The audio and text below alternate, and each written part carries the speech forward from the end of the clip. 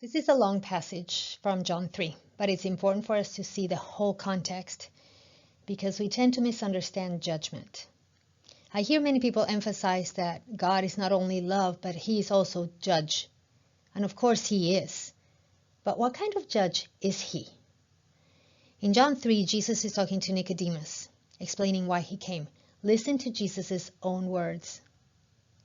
For God did not send his own Son into the world to condemn the world, but in order that the world might be saved through him. Whoever believes in him is not condemned, but whoever does not believe is condemned already, because he has not believed in the name of the only Son of God. And this is the judgment. Pay attention to this. This is the judgment. The light has come into the world, and people loved the darkness rather than the light, because their works were evil. For everyone who does wicked things hates the light and does not come to the light, lest his works should be exposed. But whoever does what is true comes to the light, so that it may be clearly seen that his works have been carried out in God. This is the basis of judgment. It's not a Roman picture of a judge with a gavel examining the evidence and ruling for or against someone. And it's like God sitting on his throne saying, I need to have something to do with my time. So I'm going to evaluate all the evidence. And if I find you guilty, I'm going to punish you. And if I find you acquitted, then I'm going to bless you.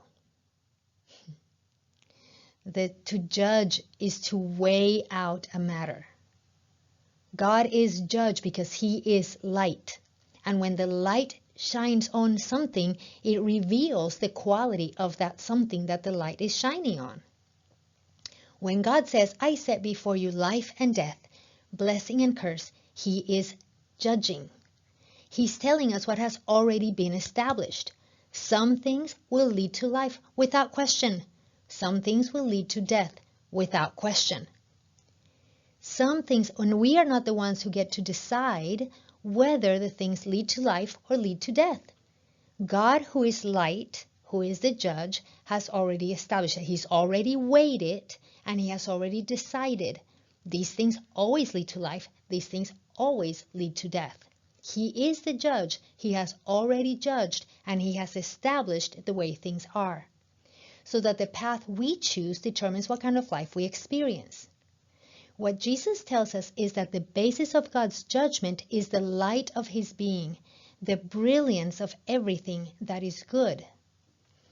It is his light that exposes everything else, and things can be seen for what they are. Things that are good will be seen more clearly than ever.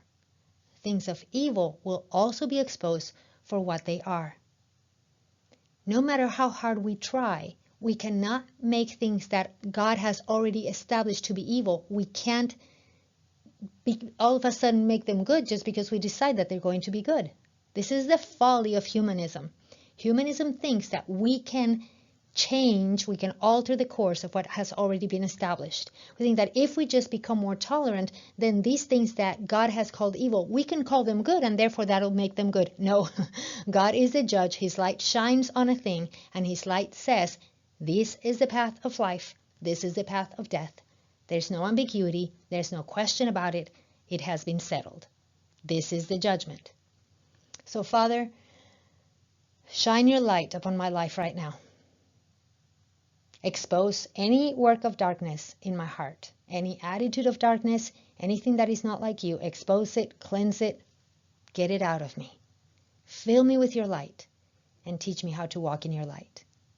In your Son's name I pray. Amen.